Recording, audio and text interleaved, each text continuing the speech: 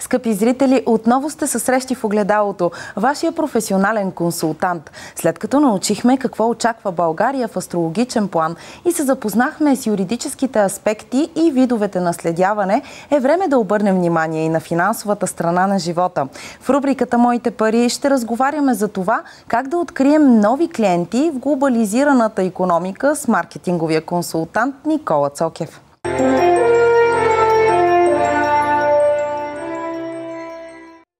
Скъпи зрители, ако имате въпроси и мнения по темата, търсете ни на номер 0700-31-931. Здравейте, господин Цокев, и добре е дошъл. Благодаря ви, че сте мой гост днес. Здравейте, добре заварил. Интересна тема. Как икономическата глобализация се отразява като цяло на хората по ваши наблюдения?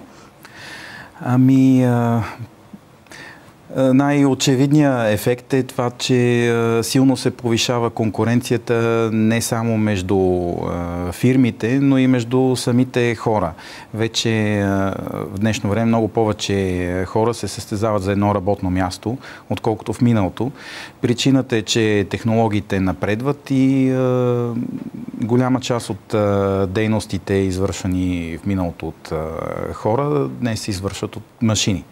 В този смисъл машините до някъде изяждат хляба на хората. Не се бях замисляла. Да, действително е така. Освен и това, че като цяло има, може би, доста специалисти, а по-малко работни места от необходимото. Не бих казал обратното. Има глад за повече специалисти и все по-малко търсене на ниско квалифицирани дейности. Точно поради причината... В някои сфери, предполагам, не в всички. Значи не можем да бъдем абсолютни в твърденията. Да. Така най-общо казано, в повечето сфери това е тенденцията, защото машините са способни да извършват по-рутинните дейности, където не се изисква толкова мисъл или някакви специални умения, които само човек има. Затова е нормално именно тези дейности да бъдат поети от машините и съответно за хората остават там, където се изисква някакво изкуство, мислене, реакция, експертиза в дадена област. Това са нещата. Какво трябва да направят хората, за да се адаптират към тези нови условия? На първо място трябва да са наясно с тази тенденция. Втория ефект от глобализацията, само да допълня, е това, че заради интернет, изобщо комуникациите в днешно време, се конкурираме с хора от всички държави, от целия свят, не само с нашите сънародници. Така че това, което трябва да се направи, логично е да се насочат хората към това да придобиват експертиза, знания и умения в тези именно области, които изискват човешка ръка, човешко око и човешки ум. Някакъв пример да дадете, за да стане по-ясно? Например, винаги ще има нужда хирурга е хирург. Нали? Той не може да бъде заменен от машина, защото се изисква някой с всичките му знания и експертиза и съчетано с съответните умения да може с точна ръка и точно око да може да направи това, което прави. Но да кажем, сега не всички са лекари, но пак казвам, всички дейности, в които се изисква някакво мислене. Казвам го това, защото все още много хора срещам, които търсят някаква работа, тип дай нещо да опаковам, нещо или просто нещо да продавам, някакви такива елементарни действия, които не искат които не изискват никаква мисъл в това, което се прави. Тоест, тия неща няма как да върват, те се автоматизират. Предвид именно глобализацията, как по-точно можем да продаваме услугите си чрез интернет на световния пазар? Най-голямото предимство на интернет е това, че премахва географските граници. Все пак съществуват известни граници в интернет. Най-сериозните от тях са езиковите граници. Тоест, ако нали, има български интернет, има английски интернет, като под английски се разбира на английски език. Тоест, задължително е да знаем езика, за да имаме повече отворени врати. Да, няма начин някъде да излезеш и дори физически да излезеш на чужд пазар, пак ти е необходим езика на този пазар, местния. В случая лесното е, че може да го правиш от хола в къщи, просто да комуникираш на съответния език. В днешно време повечето хора знаят английски. Английски е най-разпространеният език на света, освен че и много големи страни са си така, това им е родния език. Нали, освен на САЩ и Великобритания, всички от британската общност, Австралия, Канада, Нова Зеландия, Южна Африка. Да. И как по-точно да продадем услугата си в чужбина, където всички ние знаем, че по-добро е заплащането? Има различни начини. Човек трябва да се интересува. Има доста информация в интернет. На първо място зависи от естеството на самата услуга. На второ място горе-долу от сферата, така, в която е. Защото могат да бъдат продавани интелектуални услуги, могат да бъдат продавани някакви предмети. Има хора, които се занимават с изкуство, изработват приложни изкуства, изработват някакви неща, които са интересни, могат да се продават. Такава дейност, за пример само ще дам, в България не би донесла много пари на някой, защото определения вид изделия, някакви сувенири, примерно, ще намерят много малко купувачи. Тоест много малък процент от хората се интересуват от такъв тип изделия. Обаче, ако влезем в англоговорящия интернет, където има не 2 милиона, ами 2-3 милиарда потребители, този процент ще донесе достатъчен брой клиенти на съответния човек, така че може да се продават тези сувенири и той да се изкарва добри пари. За целта, разбира се, е необходимо първо да се изгради, т.е. първо да се изясни бизнес модела какъв е, от какво точно ще печели човек. Лесно е, когато това е стока, както примера с сувенирите, но когато е някакъв вид услуга, много по-трудно вече. Да, трябва да се измисли как точно ще бъде предлагана, как ще бъде ценообразуването, дали ще е на час, дали ще е на парче. За какво точно ще се плаща, в какъв момент. Обикновено при услугите става въпрос за нещо, което може да бъде предадено, като може да е в писмена форма или графично някакво изображение и така. Това е първото, което трябва да се изясни, както и цената, но в помощ на всичкото това човек може да потърси информация и да види, защото много хора от всички страни го правят, може да види какво правят другите и така да се ориентира.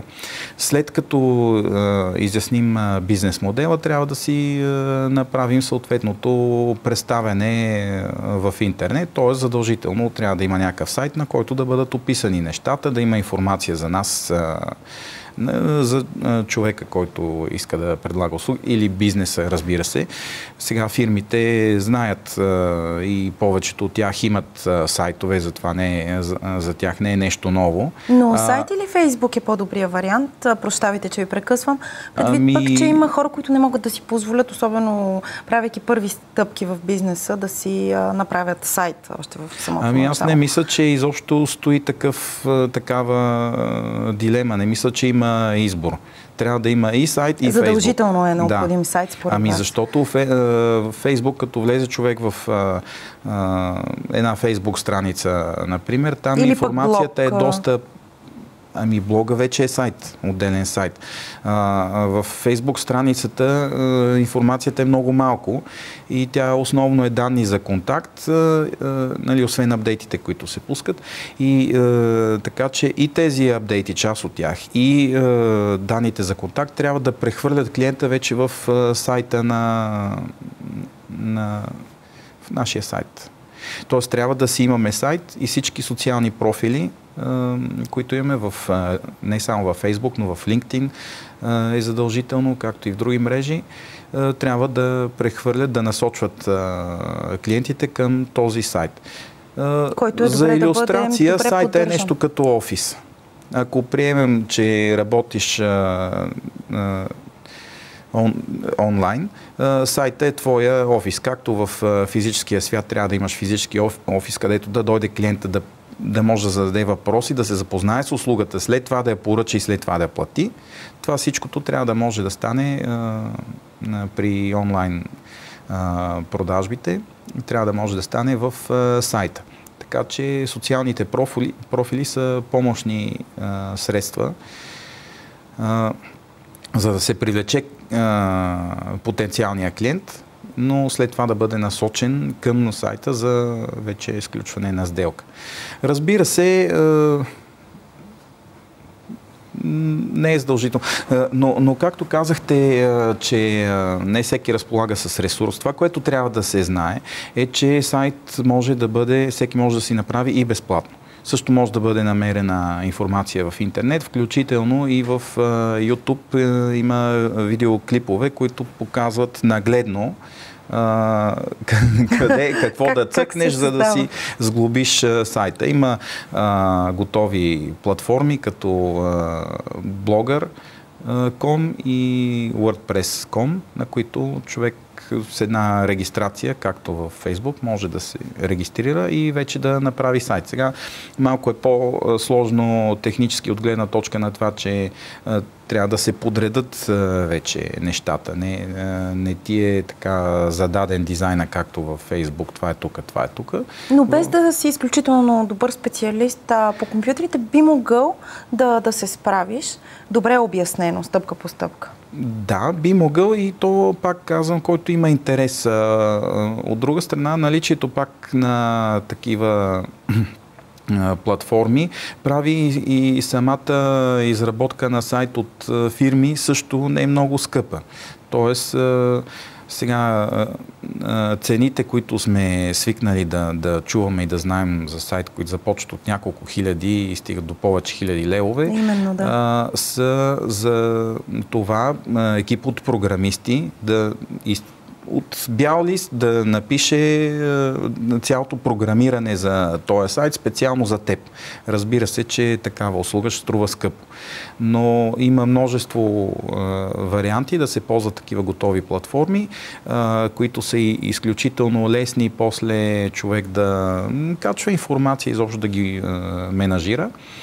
И първоначалната изработка, която е малко по-сложна, различни фирми съм срещал, предлагат на някакви цени от няколко стотин лева. Напълно достъпни цени. Не говорим за нещо много скъпо. Още повече, ако имаш бизнес, все пак нещо трябва да се инвестира. Да, което е чудесно. Как да си имаме доверие и да правим бизнес някого, с когото не сме се срещали, когато го правим по интернет? Да, това всъщност е, може би, най-сериозният въпрос и най-така голямата психологическа бариера. Само за момент ви моля да ме извините, ще ви прекъсна, защото ни очаква зрител и след това ще продължим. Здравейте! Ало, добър ден! Имам въпрос. В тази глобализирана икономика можем ли да намерим клиенти, които да купуват идеи в различни сфери производства? Тоест, има ли, съществува ли такава практика в момента? Благодаря ви. И аз много ви благодаря за вашия въпрос. Идеите струват скъпо. Интересно е дали можем да ги продаваме. Аз бих поспорил за това дали идеите струват скъпо, защото ако се огледате в всяко кафене, като седнете и видите двама човека, които си говорят, те нахвърлят множество идеи. Тоест, някои идеи, които бъдат осъществени... които са дълновидни и ценни... би следвало да струват скъпо. Ударението според мен е върху това да бъдат вече осъществени, защото докато идеята е само идея, а не е осъществена, няма как да стане. Тоест, нали, за да отговорим на въпроса, специалист в дадена област, как работи?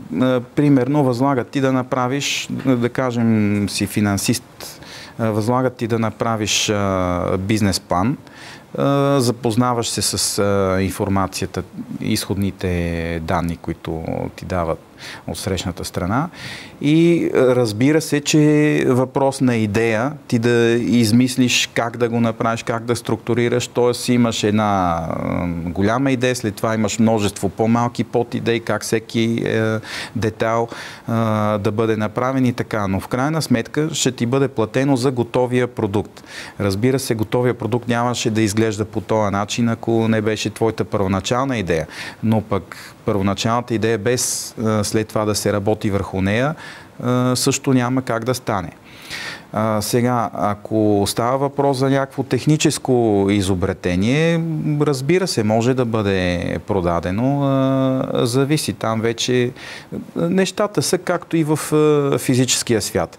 Или си разработваш нещо сам, отиваш, патентоваш го в съответните ведомства. Не е проблем да бъде патентовано и в чужбина, пак дистанционно, патентоваш го и след това го продаваш, или се договаряш с някой, който има интерес от подобна разработка.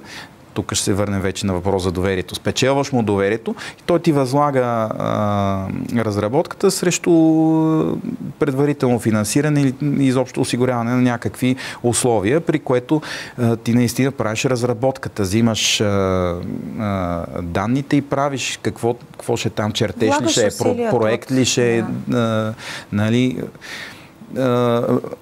Това е и тенденцията в тези взаимоотношения човек-машина. Например, в миналото един има идеята, примерно главният архитект, обаче дава на други проектанти нещо да проектират. Те дават на чертожниците да направят чертежи, пък другите специалисти по ВиК и там другите комуникации в една сграда правят други чертежи и т.н. Докато сега с нужните знания човек може само с една компютърна програма да стигне пак до финалното нещо, в случая чертежа е финалния продукт, който, нали, после като го дадат на строителя, той знае какво да прави по него.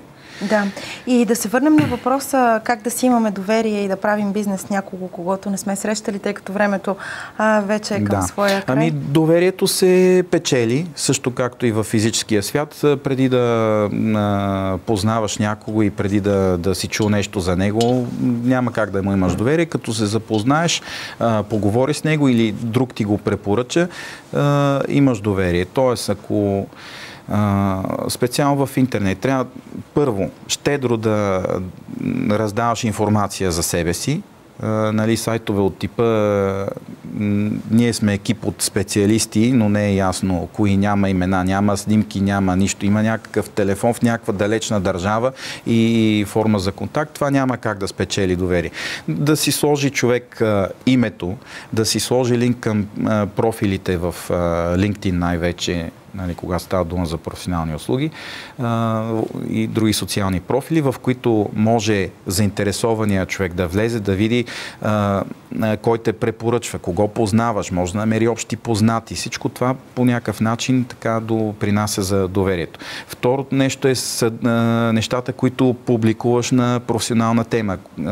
Задължително трябва да пишеш статии. В LinkedIn има такава възможност, най-добре обаче в собствения си блог. Сега всеки има любими писатели или автори, даже в професионалната си сфера, на които има доверие без никога да ги е виждал. Те може дори да са отдавна да са починали, но като четеш това, което са написани, има някаква невидима връзка с интелект между тебе и този човек и му се доверяваш. По същия тия начин може чрез тия публикации да спечели доверието. И вече, като се стигне до самото сключване на сделките, чисто техническите аспекти, за фирмите е ясно, те си знаят, сключва се договор, има яснота, юристите знаят как оттам нататък да се процедира, подлежи на санкции в съдилища, дали в тази държава, в оная държава, това юристите го знаят, има практика от години, не е толкова, не е нещо ново. А по отношение на физическо лице, на свободна практика, се използват платформи, които едновременно служат за намиране на клиенти и едновременно те служат като трета страна, гарант по сделката. Платформи за хора на свободна практика са най-известните, които веднага се сещам, са Odesk.com и Elance.com. И има и други подобни. Също така има платформи за така нареченото краудфандинг,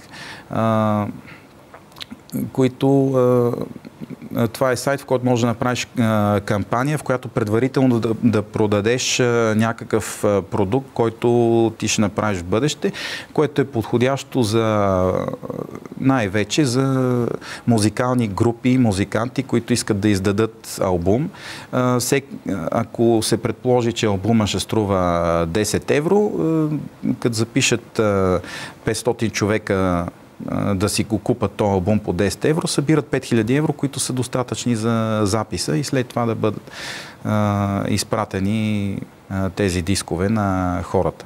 Това също има как да се...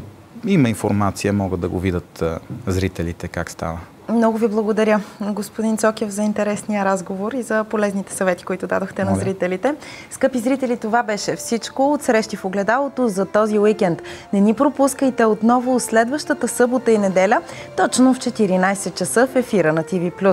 В ранния неделен следобед наш гост ще бъде Николай Солаков, изобретил безвреден шоколад, от който се отслабва, намалява апетита и съдържа колаген, който изпъва бръчки. Ако не вярвате, задължително ни гледайте следващата седмица. А ако искате да бъдете до край информирани за случващото се в нашето студио, можете да посетите Facebook страницата ни и YouTube канала ни Срещи в огледалото. На изпроводяк неделната сентенция на предаването. Понякога най-скъпите ни снимки в живота са направени от камерите на КАТ. Благодаря ви, че бяхте с нас. До нови срещи!